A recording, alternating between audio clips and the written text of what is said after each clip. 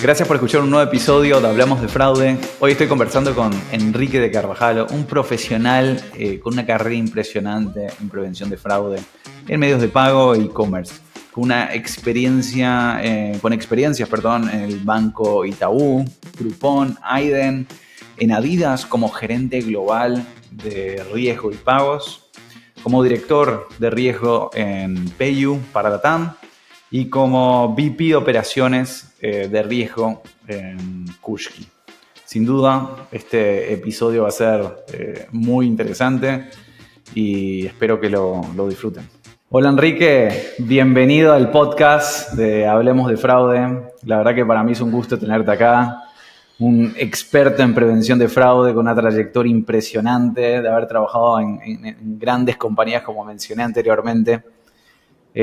Basado en Brasil en este momento, en São Paulo. Así que para mí es realmente fabuloso tenerte en este podcast, tener la oportunidad de hacerte preguntas y aprender de ti. Un gustazo, Ronnie. Muy bueno hablar contigo también. Súper bueno de compartir ese tema que nos gusta tanto.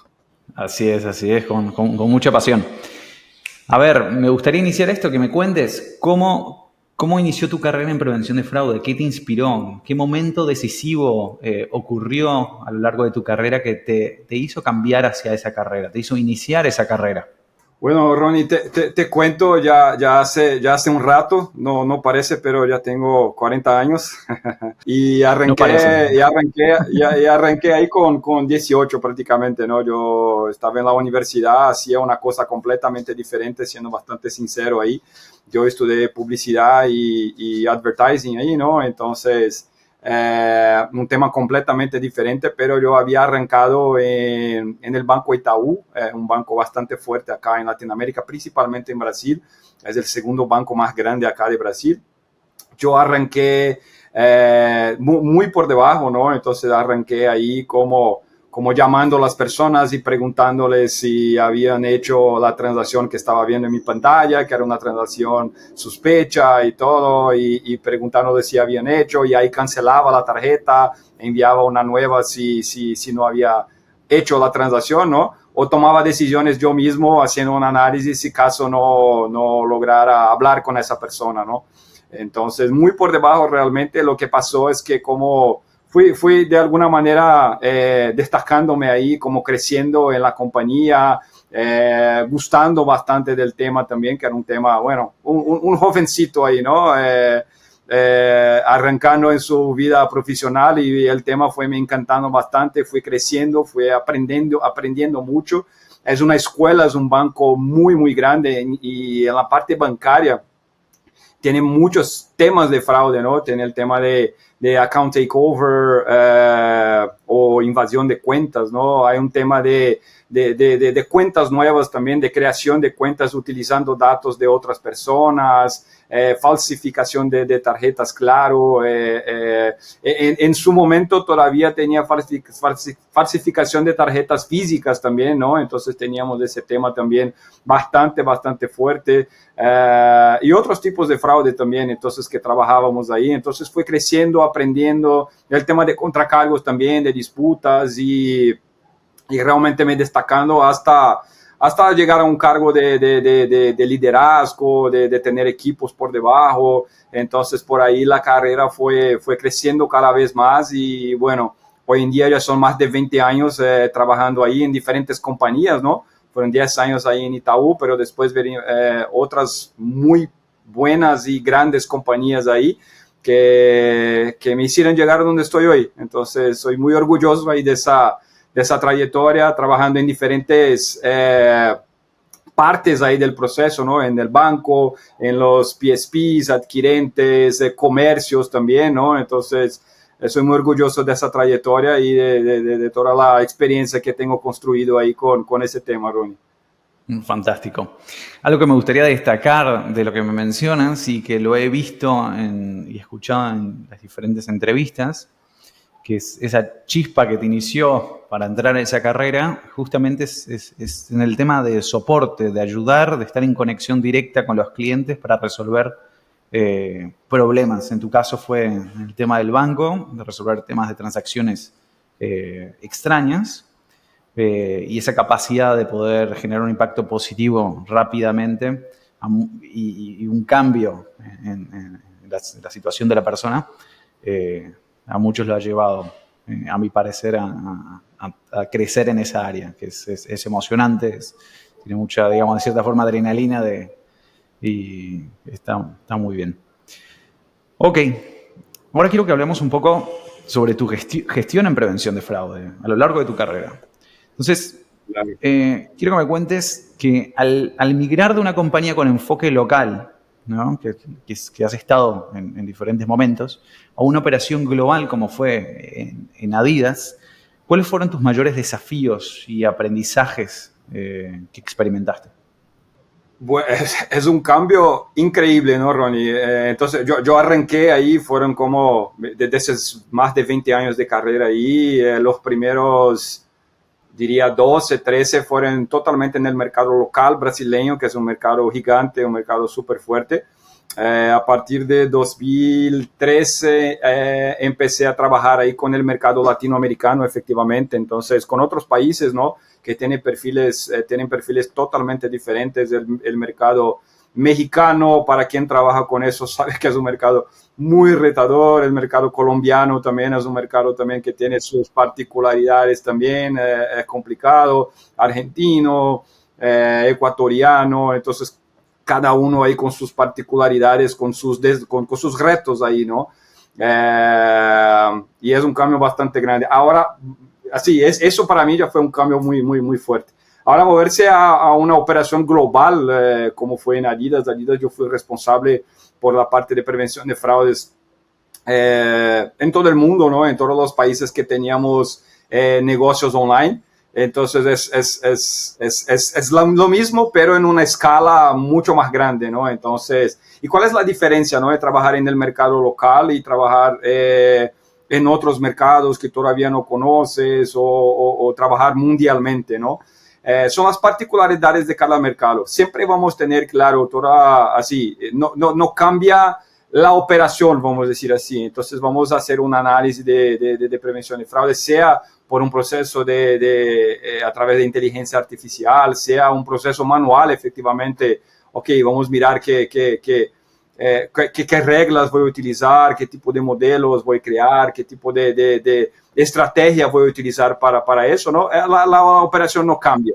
Entonces tengo todos los datos de ahí que podemos trabajar, ¿cierto? Que recibo de esos clientes, ¿no? Que puedo capturar desde mi página de payments, acordando que Adidas era nuestra página, ¿no? Adidas.com, entonces podría capturar mucha cosa al respecto de ese cliente. Entonces, todo que podría capturar de datos y después hacemos un análisis, ok, esos son mis fraudes, esos son mis contracargos, entonces, ¿cuál es el perfil? ¿Cuáles son los datos que puedo utilizar para hacer la diferencia entre una transacción buena y una transacción fraudulenta, ¿no? Eso no cambia mucho, ¿no? Ese proceso operacional. Entonces, sería implementar ese proceso operacional a los otros países. Lo que cambia mucho es cómo funciona efectivamente el mercado primero en términos de fraude, ¿no? Entonces, por ejemplo, acá en Brasil nosotros tenemos un ID que nosotros podemos conectar de alguna manera a algunos bureaus, entonces pueden nos traer mucha información relevante de esos clientes, ¿no? Y nos da mucho más datos ahí de esos clientes y podemos tomar decisiones mucho más fuertes, ¿no? En otros países eso no es tan común. Algunos datos son relevantes para un país. Te doy un ejemplo muy claro también, una diferencia muy fuerte entre el mercado colombiano y el brasileño. En Brasil nosotros tenemos como el zip code. El zip code es una información súper importante para la prevención de fraudes, porque cada número del zip code entonces representa una pequeña región de Brasil y eso va creciendo hasta llegar a una provincia, a un estado, alguna cosa más grande, ¿no? Entonces eso va como poniendo, bueno, si empieza con el número 0 o con el número 1, entonces acá yo quiero poner un poco más de riesgo, o que hay transacciones que empiezan con 2, por ejemplo. Es una información súper relevante para nosotros y todos los que trabajan con prevención de fraude de acá saben de eso, ¿no? En Colombia, por ejemplo, eso no pasa, no existe el zip code, es una información que las personas normalmente no saben cuál es el zip code de su casa y todo. Entonces es una información que simplemente no existe. Y si tú pides esa información en el checkout, tú tienes problemas porque el cliente está poniendo sus datos allá y no sé cuál es mi zip code, entonces tengo que buscar, no voy a cerrar la transacción. Entonces simplemente no puedes pedir. Y entonces acaba que no es una información relevante para el tema de prevención de fraudes. Tienes que buscar otros datos que sean sí importantes. Entonces ahí podemos trabajar o incrementar al menos el riesgo para algunas ciudades, algunas provincias que tienen más riesgo que otras. Entonces puedes incrementar un poco el score de esa transacción. Entonces todo eso es muy diferente de país para país. Hay países que simplemente la fraude es muy pequeña, entonces, por ejemplo, todo el mercado europeo tiene un volumen de fraude bastante bajo, bastante tranquilo, yo diría, en comparación con otros mercados como US, Canadá. Controlable, totalmente. O puede ser mucho menos agresivo en esas estrategias, ¿no? El mercado latinoamericano, claro, muy fuerte en temas de fraude, muy intenso, vamos a decir así, ¿no? Hay muchos temas de fraude. Southeast Asia también, hay algunos países con más problemas de fraude, como Filipinas, por ejemplo, y ahí hay otros que ya no tanto, como Tailandia. Entonces, y cada uno con sus particularidades, con un dato que es más importante para ese país de que el otro.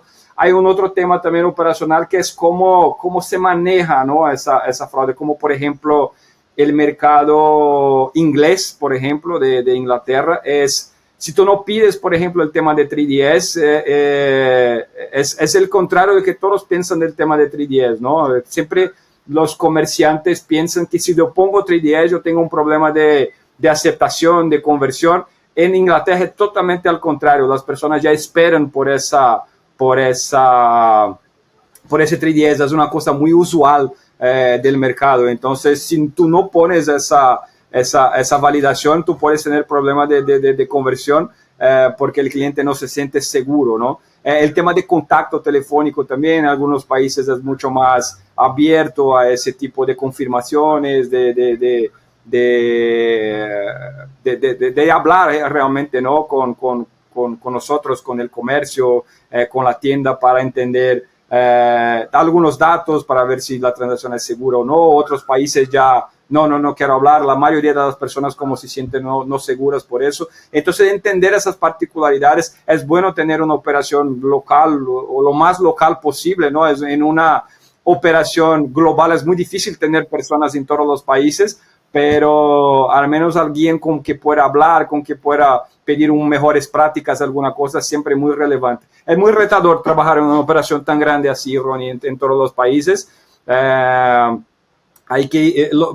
el bueno es que normalmente la operación no cambia tanto y claro, los KPIs tampoco, ¿no? Entonces vamos a buscar tasa de aceptación, tasa de contracargos, tasa de falsos positivos. No va a cambiar mucho de esos KPIs normales que tenemos en todos los países.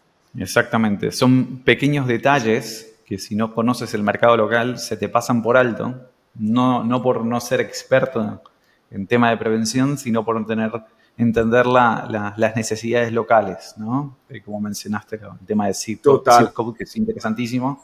Eso no solo afecta al tema de Colombia, afecta a Panamá, afecta, digamos, en múltiples países. Sí. Y sin duda puede generar un tipo de frustración si se lo solicitas, si se lo pones como algo obligatorio porque necesitas esa data. Eso sí es súper interesante.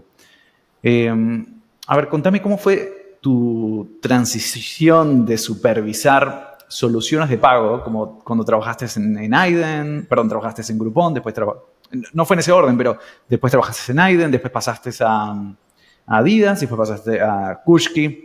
Entonces, ¿cómo fue esa transición de supervisar proveedores de soluciones de pago a trabajar directamente con ellos? ¿No? ¿Qué ventajas encontraste? ¿Qué competencias crees que adquiriste que no son comunes en alguien que siempre ha trabajado en el lado de los pagos? Es una experiencia de estar en diferentes lados ahí de la cadena. Muy interesante, Ronnie, porque sabes exactamente lo que puedes o que no puedes pedir, cobrar, conoces mejor un poco del mundo de que estás hablando. Te doy algunos ejemplos ahí muy chéveres, ¿no? Yo trabajé en banco también por muchos años, ¿no? Y cuando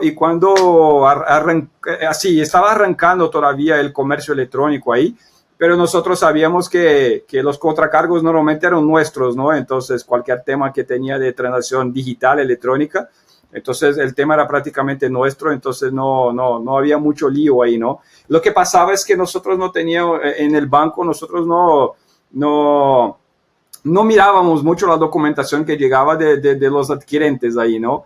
Para transacciones electrónicas, ¿no? Entonces tenía todavía mucho el tema de transacciones físicas, ¿no? Entonces ahí sí teníamos que mirar qué estábamos recibiendo del adquirente y todo. No solo que eso fue creciendo y después ya me moví al otro lado de la cadena, ¿no? Entonces lo que pasaba es que muchas veces yo llamaba a los bancos y decía, bueno, yo sé que no es su prioridad con el tema de contracargos, pero mira esa documentación o empieza a mirar la documentación que yo como proveedor de pago estoy te enviando porque realmente estamos hablando con los clientes, mira si efectivamente no es su cliente, ¿sabes cómo ese entendimiento de cómo funciona la operación del otro lado, eso ayuda mucho, ¿no? Un otro ejemplo que te cuento también es cuando tú estás del lado del comercio, acaba que muchas veces tiene algunas RFPs, algunas evaluaciones, ¿no? Entonces vamos a evaluar, por ejemplo, un proveedor de pago o vamos a evaluar una herramienta antifraude, ¿no? Lo que pasa es que vamos a hablar con 10, 15, 20 herramientas diferentes, con proveedores diferentes, ¿no? Entonces, escucha mucho propuestas diferentes ahí, ¿no? Entonces, va un poco más al fondo, va a una reunión comercial. Claro que reuniones comerciales siempre son, me parece el mundo perfecto ahí, ¿no? Pero es interesante escuchar toda la propuesta de cada uno de esos proveedores, porque eso, cuando llegas, por ejemplo, efectivamente a trabajar en un PSP, en un proveedor, un adquirente, efectivamente, tú sabes, bueno, aquel otro proveedor estaba me diciendo que hacían eso,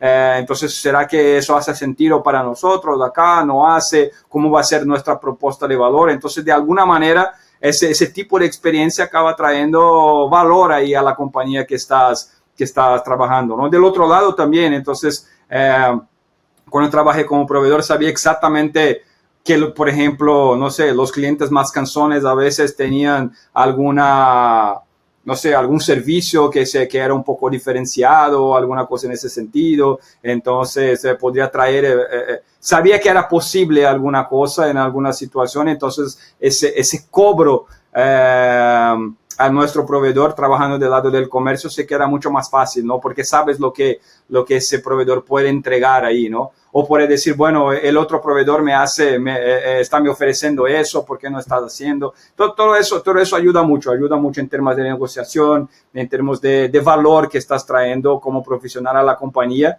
Entonces es súper recomendable, yo diría, tener como esa múltiple experiencia en diferentes canales ahí. Completamente de acuerdo. Ok, vamos a ver un poco de perspectivas generales sobre el tema de prevención de fraude. Por lo tanto, me gustaría que me digas cómo evalúas el panorama actual del fraude en transacciones digitales en Latinoamérica específicamente. Latinoamérica, siempre el tema de fraude fue algo muy fuerte, ¿no? Entonces, como te decía, desde la época de las tarjetas físicas, después cambiando a transacciones digitales, eso siempre fue un tema importante a las compañías, a los bancos, a los adquirentes, herramientas de fraude nacieron acá, entonces en México, en Brasil principalmente. Hay muchas herramientas que nacieron acá, ¿no? Con un perfil que va evolucionando con el tiempo, ¿no? Por cierto. El panorama ha cambiado, ¿no? Así, claro que ese crecimiento del volumen digital ha pasado en los últimos, diría, 15 años. Ha crecido un montón las transacciones digitales, pero nada nada como la pandemia, ¿no? La pandemia efectivamente yo entiendo que el crecimiento fue algo realmente mucho más fuerte, o cosas que no comprábamos antes, a partir de ahí empezamos a comprar digitalmente también. Entonces el volumen o lo que vi en las compañías que trabajé, yo cuando arrancó la pandemia yo estaba en Adidas, entonces fue una cosa increíble, ¿sabes? Como el volumen de nuestros negocios, de nuestra página .com creció como casi dobló así en muchos países. Entonces es un volumen que nosotros no estábamos acostumbrados, ¿sabes? Entonces ese entendimiento de esos nuevos clientes que estaban llegando era totalmente diferente. Una cosa es tener un volumen más pequeño. A veces el cliente Ronnie Bolaña ya había comprado en el año anterior, entonces ya tenía todo un histórico, era mucho más sencillo, lo diría, ¿no? Pero los volúmenes crecieron como de una manera increíble, nuevos clientes, clientes que nosotros no conocíamos, no teníamos como un histórico transnacional con ellos. Entonces nos tocó ahí buscar otras cosas, otras tecnologías, hacíamos hasta ahí un proceso de prevención de fraudes mucho más manual, vamos a decir así, ¿no? Y nos tocó automatizar muchas cosas, nos tocó empezar a trabajar con modelos matemáticos, no solamente con reglas, nos tocó buscar alternativas de conocer ese cliente, ¿no? Entonces nos tocó ahí buscar, por ejemplo, herramientas de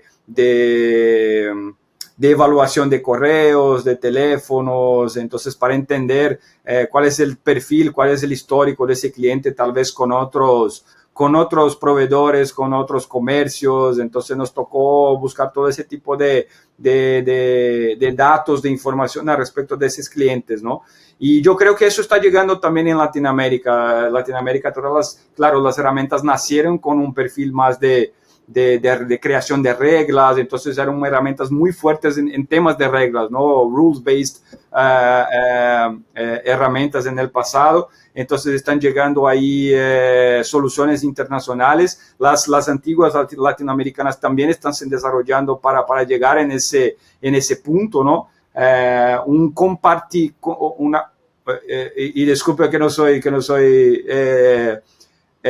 no soy español hablando nativo, pero es compartir compartir las informaciones tal vez entre otros clientes. Eso también es una cosa bastante fuerte en Latinoamérica también, que va a ser, que va a ser si mostrando una manera eficaz ahí, importante de prevenir la fraude también, ¿sabes? La llegada de nuevos tipos de negocio, ¿no? Entonces hay herramientas que han llegado con el tema de Chargeback Guarantee. Entonces hay muchos, yo veo muchos comercios que están como empezando o arrancando con esa prueba, ¿no? Es una herramienta normalmente un poco más cara, pero no tienes contracargos, entonces vale la pena. Tengo problemas de aceptación, mejora mi aceptación. Entonces probando ese tipo de solución también, que me parece súper interesante, me parece un modelo de negocio interesante. Entonces yo veo así como un mercado totalmente creciente, muy fuerte, muy interesante, ahí llegando con nuevas tecnologías, nuevas maneras de hacer negocios ahí con ese tema, ¿no? Hay el tema de 3DS también, que está cada vez más en Europa teníamos muchos temas de regulación, entonces ya por algunas veces Visa y Mastercard decidieron que eso iba a ser mandatorio, ¿no? para el mercado europeo. Eso también llegó acá en Latinoamérica también. Hay crecido también el volumen de plataformas, de PSPs que están ofreciendo esta tecnología también, que me parece muy interesante, me parece como parte de una estrategia de prevención de fraudes bastante interesante también. Entonces hay mucha cosa pasando en ese momento, Ronnie, y yo veo con muchos buenos ojos esa revolución, porque vamos evolucionando, ¿no? Los fraudadores nunca duermen, nunca están cansados, ¿no? Y nosotros no deberíamos también hacer lo mismo.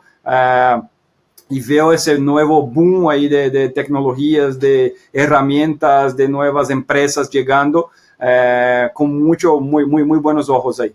Completamente, completamente. Bueno, ahí estás mencionando diferentes, digamos, diferentes puntos y algo que me gustaría mencionar es el tema de las tecnologías que no tienen que estar tan enfocadas en proteger y proteger y proteger, sino tienen que haber también, digamos, tiene que estar también del lado del merchant, no solo para protegerlo de los contracargos, sino también para aumentar sus transacciones, ¿no? Que el cliente tenga una mejor Total. experiencia, no caer en una sobreprotección.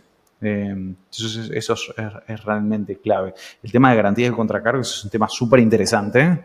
Por ejemplo, en FU, la Sí, empresa donde trabajo, el tema de garantía de contracargos es una garantía flexible. Entonces, el merchant decide exactamente qué categoría, qué tipo de transacciones, de qué nivel de riesgo se necesitan garantizar. Entonces, logras reducir muchísimo tus costos y mantienes muy buenos niveles de protección y mucha tranquilidad, ¿no? O sea, enfocas mucho más tus esfuerzos de prevención de fraude en otras áreas como optimización y mejora de experiencia, entre otras cosas, y te desenfocas un poco de eso porque ya estás completamente cubierto, ¿no?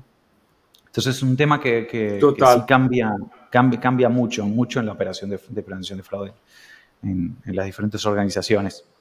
Entonces, contame total. ahora el tema de desafíos. ¿Qué desafíos en la prevención de fraude has visto que se han superado con el tiempo y cuáles siguen ahí molestando, digamos? Yo creo que hiciste un comentario muy interesante, ¿no? Yo creo que el tema efectivamente de volumen de fraude, de contracargos, yo no diría que es un tema totalmente ya eh, pasado, superado, ¿no, Ronnie? Claro que hay hay diferentes tipos de riesgo ahí, ¿no? Una cosa es si tú es tienes un comercio ahí de electrónicos, por ejemplo, o si tú tienes un comercio de ropas súper baratas, así, ¿no? Entonces, claro que el riesgo de electrónicos normalmente va a ser mucho más alto, ¿no? Entonces, puede ser que tenga todavía algún problema de fraude, de contracargo, siempre va a ser un tema, ¿no? Pero normalmente es un tema que normalmente así ya es como tú decías, ¿no? Entonces, es un tema un poco más controlado, yo diría, do que por ejemplo el tema de aceptación, efectivamente. Me pareció muy interesante mi último role que fue en Kushki recién, porque además del tema de prevención de fraude, yo tenía también un tema de aceptaciones, yo tenía una área de aceptaciones a mi cargo también, y me pareció muy interesante que esté debajo de la misma del mismo sombrero, ¿no? De riesgo y prevención de fraudes, porque al final del día ese es el balance que tenemos que tener, ¿no? Entonces, una fraude baja y una aceptación bastante alta. Si la fraude está muy baja, pero la aceptación está más o menos, entonces tenemos que hacer alguna cosa para incrementar esa tasa de aceptación. Y yo creo que todavía es un desafío, todavía, mejorar ese tema de tasa de aceptación y principalmente por un indicador que algunas empresas miden de una manera, otros de otra, no es un indicador tan estándar en la industria, que es el tema de falsos positivos, ¿no? Entonces, ¿cómo saber si las transacciones que estoy declinando son las correctas, ¿no? O si no hay problemas. Por ejemplo, hay empresas que miden si por ejemplo, si el cliente hace el intento con una tarjeta y la tarjeta es bloqueada por nosotros por fraude, si él ya hace un intento con un otro medio de pago, entonces normalmente y esa transacción pasa, no hay nada, entonces ahí tiene un indicador que es una transacción buena, ¿no? O si pasa con un medio de pago seguro, por ejemplo, como un offline payment, un OXXO en México, un boleto en Brasil, ese tipo de cosas. Exacto, como un cash, exactamente. Un baloto en Colombia. Entonces, si hay ese pago después del intento, con ese tipo de pago ya lo consideran como una transacción un falso positivo ahí, ¿no? Es una manera de seguirlo. Otros ya van solo si hay efectivamente un reclamo. Entonces, si hay una llamada, hay un correo, hay un mensaje diciendo que no puede comprar y quiere muy comprar, entonces ahí tiene ese indicador. Entonces es complicado tener como ese indicador de una manera súper clara y tener ese entendimiento si eso efectivamente es un falso positivo o no. Entonces yo diría que vamos por el camino ahí, ¿no? Entonces esa área que yo manejaba de pagos tenía mucho contacto con los bancos. Entonces arrancamos a trabajar muy a la mano ahí, entender qué números tenían ellos, cómo podríamos compartir información, cómo podemos de alguna manera trabajar para que nosotros podamos mejorar la tasa de aceptación, porque al final del día eso es mejor para todos, tanto para el banco como para nosotros, para los comercios. Eso impacta a todos, ¿no? Entonces trabajamos muy a la mano ahí. Eso mejoramos un poco, pero todavía veo un desafío, muy impactado también por el tema de fraude amigo, ¿no? Entonces, el tema de contracargos en transacciones digitales es totalmente pro banco ahí, ¿no? Como decía antes. Entonces, si el cliente dije que no hice la transacción, no hay absolutamente nada que un comercio, que un PSP pueda hacer, ¿no? El máximo es como llamar efectivamente el banco, hacer el push ahí para que puedan mirar alguna documentación, para que puedan como apoyar ahí en el proceso, porque lo vemos muchos, algunos países mucho más que otros. Creo que alguna cosa tal vez un poco cultural, pero es una cosa que impacta mucho todavía la operación. Y muchas veces vamos a tomar decisiones erradas por cuenta de ese fraude amigo también, ¿no? Entonces, voy a bloquear, no sé, la tarjeta, todo bien, ¿no? Es un tema muy personal, pero puede ser que bloquee alguna cosa que pueda impactar a otros clientes ahí también, ¿no? Entonces, impacta un montón, y todavía no veo todavía una salida muy sencilla ahí de cómo podemos cómo manejar ese tema de fraude amigo ahí también, ¿no? Yo creo que esos son los desafíos así más grandes. Claro que hay el tema de bots también, que ha crecido bastante, ataques, eso más involucrado con el tema de infraestructura, ¿no? No es difícil cómo manejar un ataque bot desde el punto de vista de transaccional, ¿no? Entonces, es muy claro normalmente para la herramienta o para un analista que se trata de un ataque y que tenemos que bloquear las transacciones, pero en términos de infraestructura, de volumen que puede soportar tanto un PSP como un comercio, eso puede ser bastante impactante para la compañía. Entonces, hay herramientas que nos apoyan con ese tema también de bots. Eso también es una cosa que vamos poco a poco mejorando cómo vamos trabajando con eso, ¿no? Yo creo que esos son los desafíos más grandes que veo en ese momento en el mercado. Hay un tema también de compartimiento de informaciones. Entonces, ¿cómo podemos hacer eso de una manera que sea transparente para el cliente, ¿no? Y que y que el cliente se sienta seguro ahí, y que las empresas podemos confiar también en otras empresas también en ese compartimiento, porque al final del día eso también es muy poderoso con el tema de prevención de fraudes. Yo creo que a grandes rasgos esos son los desafíos más grandes que tenemos, Ron. Sí, no, estoy completamente de acuerdo en todo lo que mencionas. El tema, bueno, toco algunos temas que mencionaste, ¿no? El tema de los bots. Yo creo que no tiene una complejidad tan alta el tema de detección de los bots. Realmente es bastante rápida, sí, la detección. El impacto más grande, y me imagino vas a estar de acuerdo, es en muchos casos es que si sucede durante situaciones, no sé, en situaciones de promocionales o en tiendas que tienen stocks limitados, rápidamente te pueden dejar sin stock hasta que tu equipo tenga la capacidad de refondear, ya sea de forma automática o manual, dependiendo del caso como lo tengas, refondear los stocks, ¿no? Que se te filtren transacciones, sí, si no tienes la defensa adecuada, sin duda. Y eso es muy utilizado por temas de fraudulentos. Te doy un otro ejemplo también. te doy un otro ejemplo también efectivamente de volumen que podremos soportar, ¿sabes? Como tenía Sí. tantas solicitaciones de transacción que era Aprieta más el lo que equipo. nuestro proveedor podría. Exacto, entonces el sitio simplemente como salía del aire y no funcionaba más, no, simplemente si un cliente bueno intentaba entrar en el sitio, simplemente no lograba por cuenta del ataque bot, entonces Es eso impacta mucho. totalmente.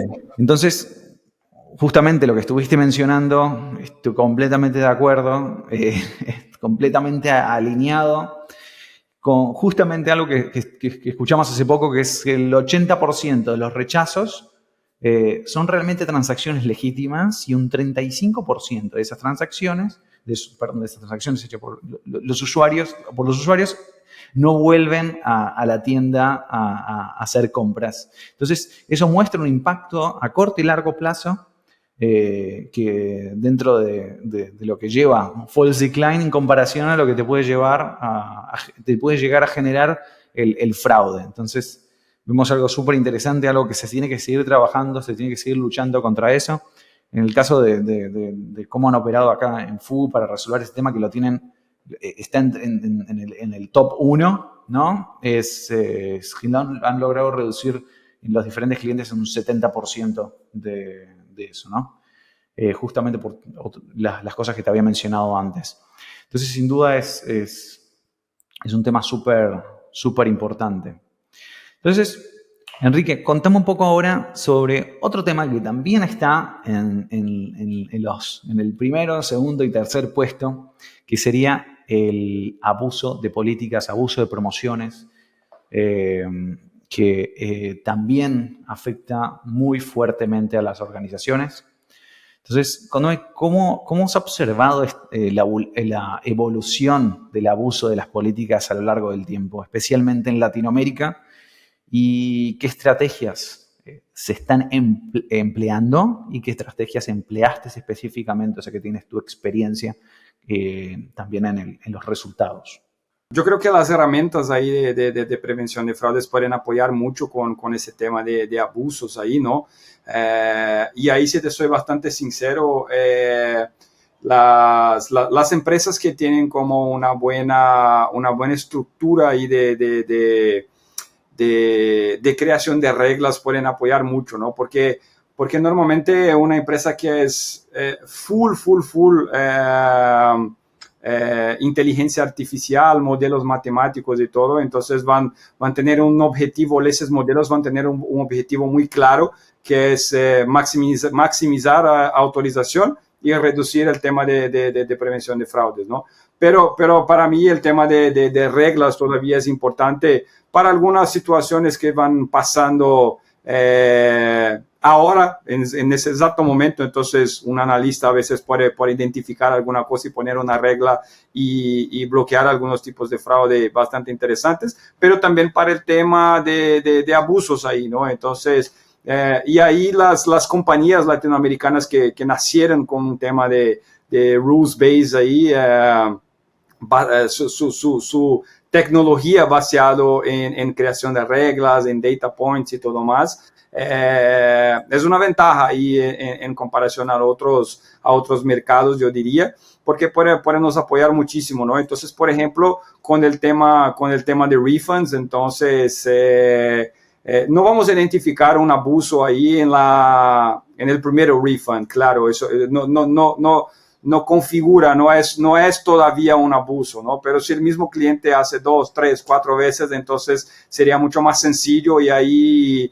podríamos crear alguna cosa en ese sentido ahí, ¿no? Creación de una regla, de alguna cosa. El más importante para mí es conocer ese cliente de alguna manera, entonces tener un database interesante de todas las transacciones que tanto el PSP o cuanto el comercio están haciendo, para mirar si efectivamente hay un abuso y ahí hacer una definición de una política ahí, ¿no? Para que la herramienta pueda ayudar con algún tipo de regla ahí, ¿no? La misma cosa los cupones. Entonces, un cupón que está siendo utilizado por un cliente que ya que ya conocemos, que sabemos que es un cliente súper bueno, entonces es una cosa. Otra cosa es un cliente que no, todavía no conocemos, o ya hicimos como tal vez un chequeo ahí de ese cliente y tiene alguna cosa sospecha, ahí podemos tener algún bloqueo tal vez de algún cupón, porque puede tener alguna cosa rara ahí, ¿no? Entonces, todo eso las herramientas pueden nos apoyar, pueden nos ayudar, todo con el histórico transaccional, con el perfil transaccional que estamos mirando en ese momento, ¿no? Y la creación de las políticas para tener efectivamente lo que queremos. Entonces, si no quiero dar cupones para un cliente nuevo, por ejemplo, entonces ahí puedo crear una regla de esa manera. O por el contrario, siempre vamos a dar un cupón para un cliente nuevo para que se quede cliente, por ejemplo. Entonces ahí tenemos un riesgo más grande, pero tenemos que hacer un chequeo de ese correo, si ese correo ya tiene problema tal vez en otras tiendas, en otros proveedores. Entonces ahí es efectivamente crear la política, pero siempre la herramienta puede nos dar apoyo en esa creación de esas reglas, ¿no? De esas reglas de negocio ahí, ¿no? Y no tanto reglas de prevención de pérdidas ahí, ¿no? Y te cuento también una situación que tuvimos en Adidas. Nosotros todavía tienen, ¿no? Yo no estoy trabajando más allá, pero tienen algunos zapatos que son como super hype, sí, ¿sabes? Como colecciones especiales, entonces que tienen como solamente 50 pares de zapatos, solamente 100 pares de zapatos para una población ahí de 1 millón de 500,000 personas que quieren comprar ahí, ¿no?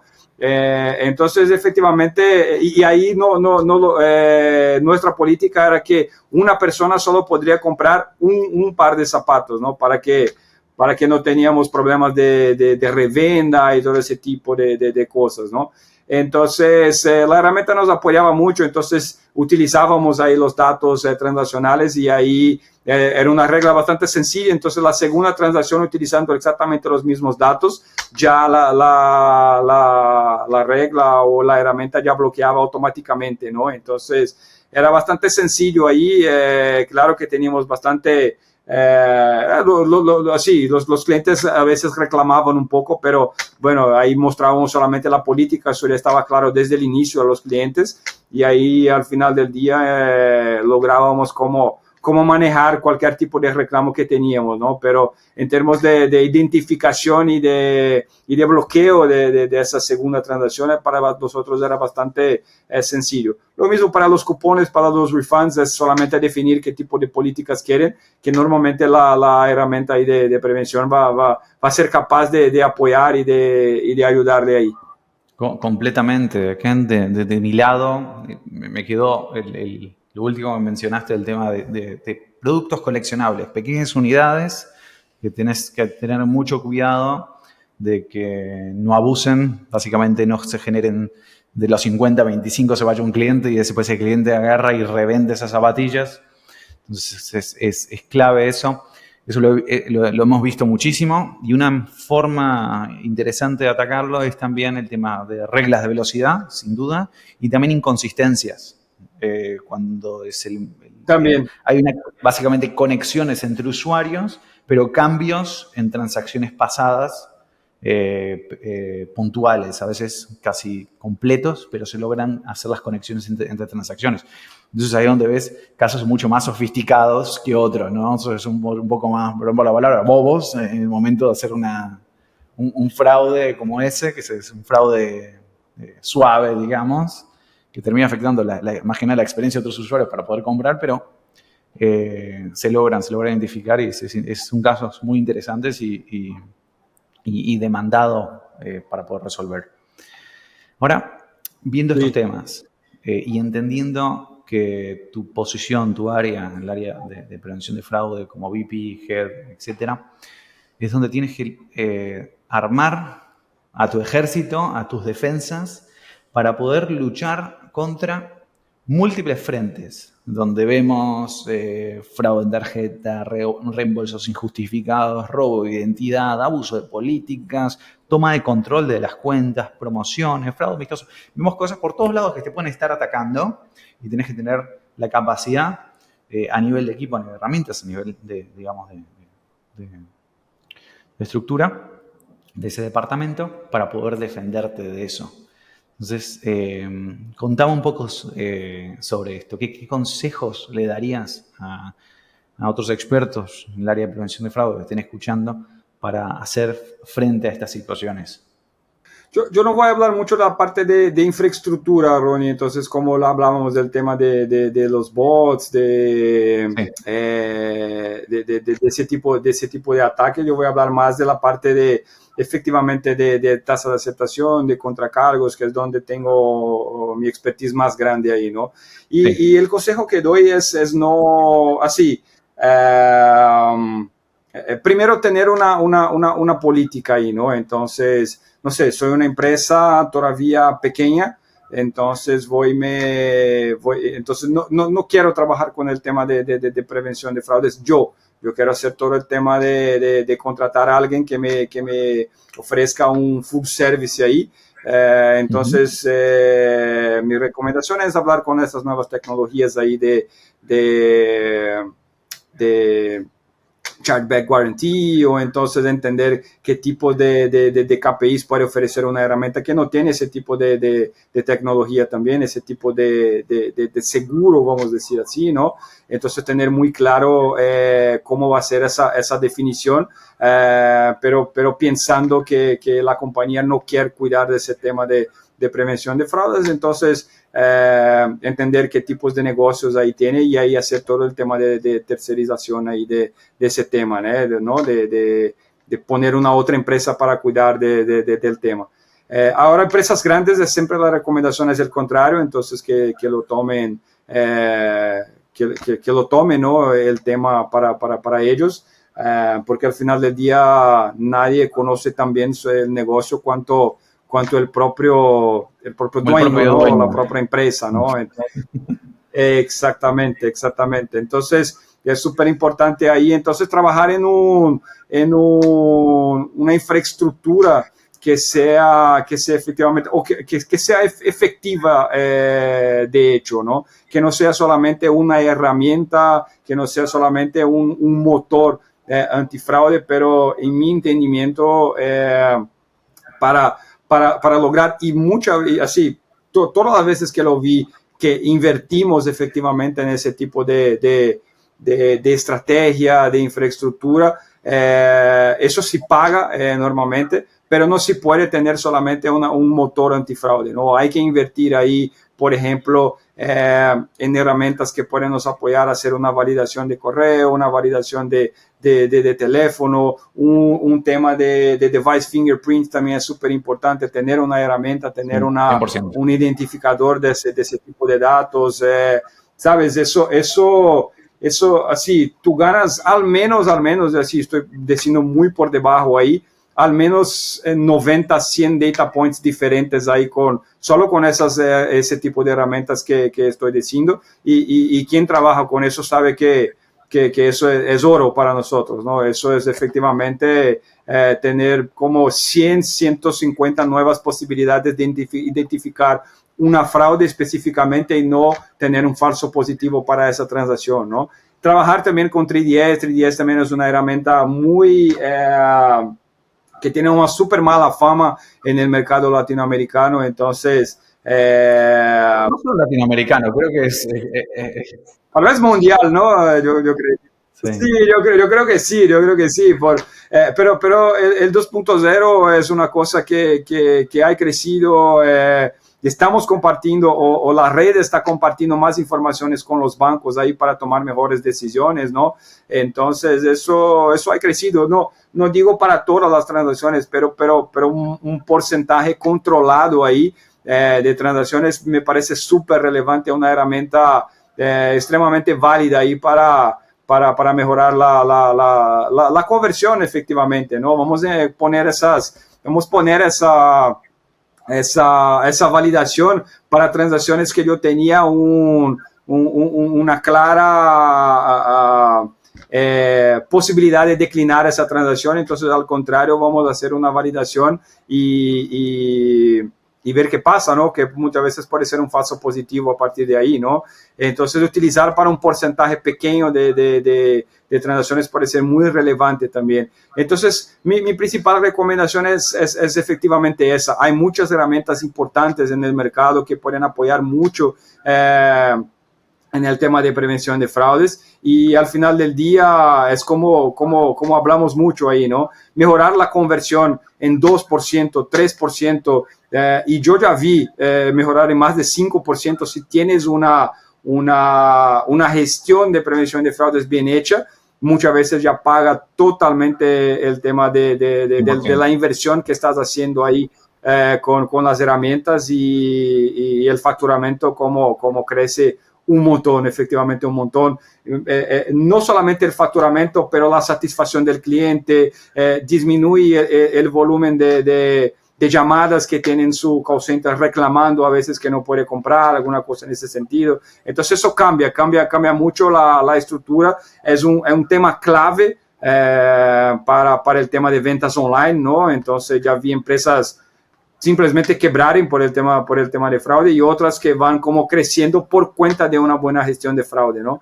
Entonces, mi recomendación es esa: invertir efectivamente en una buena infraestructura, en un buen rol de herramientas para que esa gestión sea bien hecha, para que puedas usufruir de diferentes tipos de servicios que son prestados efectivamente para ese fin, ¿no? Ese fin de prevenir fraude y mejorar la tasa de aceptación, que al final del día probablemente la tasa de aceptación debe mejorar, y vamos a tener resultados mucho mejores ahí para las empresas.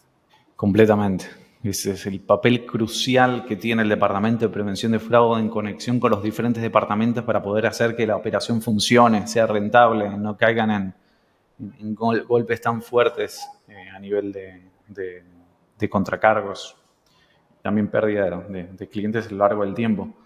Y justamente eso está relacionado al tema de 3DS. En el pasado, el tema de 3DS hacía que las transacciones las declinan automáticamente apenas recibían cierto nivel de riesgo. Ahora, con el nuevo 3DS, las transacciones no se declinan automáticamente con el nivel de riesgo, sino que cuando hay un nivel de riesgo, se solicita una información adicional, una verificación adicional. Pero ahí hay un punto clave, total, que es que la información adicional en transacciones de alto riesgo, que si bien puede ser un porcentaje bajo, dependiendo del área de negocio donde estés, te puede generar muchísima pérdida a nivel de abandono en la fase de pago. Y justamente ahí ahí el punto es clave, es que las validaciones adicionales se tienen que hacer antes que el verdadero riesgo inicie, que es cuando envías el producto. Entonces, las validaciones post-pago son geniales, porque validas el cliente, no envías el producto todavía, entiendes que es un buen usuario, porque hay muchas complejidades alrededor del tema del pago. No siempre es el card holder que hace la compra, tal vez es un familiar, es un amigo, etc. Entonces, hay múltiples complejidades que pueden terminar en rechazando una transacción completamente legítima. Entonces, ahí ese tema es clave. Y eso te lleva a ver de que van un paso atrás siempre en lo que se necesita realmente a nivel e-commerce, este tipo de soluciones como 3DS. Siempre van un paso antes, 1 o 2 pasos antes, hasta que se van adaptando y mejorando en ese punto. Y si me permite un comentario adicional, tú comentabas de esas validaciones post, ¿no? Post transacción. Hay otras, por ejemplo, que hacen conexión entre el comercio y el banco, por ejemplo. No sé si puedo mencionar una empresa acá, pero hay Incocrédito en Colombia, entonces, que hace exactamente eso. Entonces, antes de llegar el contracargo, entonces el banco puede enviar vía Incocrédito hasta el comercio diciendo, bueno, hay un reclamo acá, por favor, mira si ya enviaste esa mercancía o si puedes bloquearla todavía. Lo hace lo mismo Etoca también, que pertenece a Mastercard. Sí. Entonces también es una otra herramienta súper chévere que puede mejorar un montón las pérdidas ahí de las empresas, ¿no? El único tema es que muchas veces el contracargo no surge rápidamente, sino que surge tal vez 15 días después, Exacto. 20 días después. Correcto. Entonces es más complejo, y aparte eso digamos, defraudadores un poco más profesionales tienden a hacer eso, a cuidarse mucho en ese tipo de cosas, ¿no? Entonces, lo mejor que le puede pasar, Claro, digamos, a claro. un defraudador es que el contracargo se demore para que pueda seguir generando transacciones con eso, con esa misma tarjeta, hasta que, bueno, se le terminó el juego, ¿no? Sí, Entonces es clave agarrarlo desde antes. Así que bueno, total. Enrique, la verdad que disfruté mucho la conversación contigo. Muchísimas gracias. Estuvo súper interesante. Así que, bueno, que tengas un lindo día ya en San Paulo y hablamos más adelante. Ronnie, muchas gracias por la oportunidad, súper buena charla también, un tema que me encanta y escuchar también de su experiencia también, súper chévere la charla y espero que pueda ayudar a nuestros oyentes ahí a tener buenas decisiones, a escuchar un poco del mercado y bueno, buenas ventas a todos, eso que deseo. Gracias, Enrique. Que estén bien.